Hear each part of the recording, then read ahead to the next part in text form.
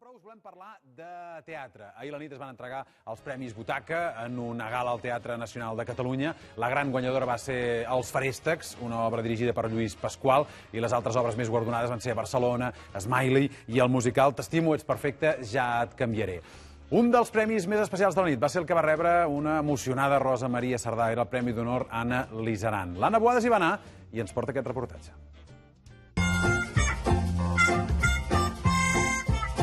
Sou l'obra revelació d'aquesta temporada dels Butaca. Jo no sé si us imaginàveu aquest recorregut tan llarg. Ha estat increïble, o sigui, estic tan content i tan feliç que és igual si no guanyem cap premi avui.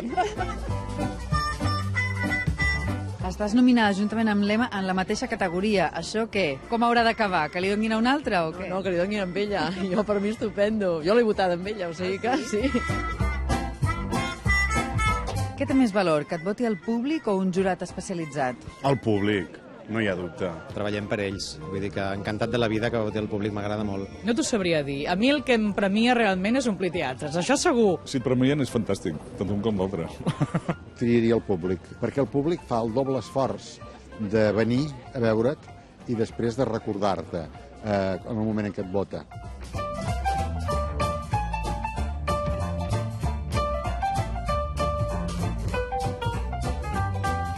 L'altre dia el conseller va dir que l'any que ve invertiran un 4,8% més del seu pressupost en cultura. És un primer pas? Jo espero que sí que hi hagi una voluntat i un esforç real, perquè realment la cultura és la gran oblidada. Hem de trobar fórmules perquè el sector de la cultura sigui més competitiu i, per tant, mimar-lo una mica més i, sens dubte, no posar barbaritats com el 21% de l'IVA, no? El que ens hem de plantejar és el que estem fent nosaltres com a societat, i això només s'arregla pensant què fa cadascú individualment. I també és veritat que vaig sentir a un conseller que va dir que eren els millors moments del teatre català.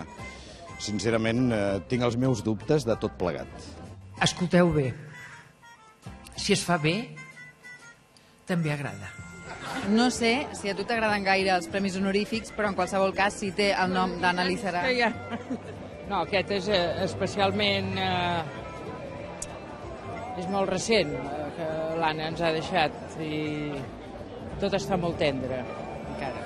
Els actors són, sempre dic que són com poetes que escriuen a la sorra, no? Només cal que hi hagi una onada i se'n va la poesia que han escrit. Recordar-los en un país que a vegades els estima poc, jo crec que és molt important, i l'Anna era una persona molt estimada.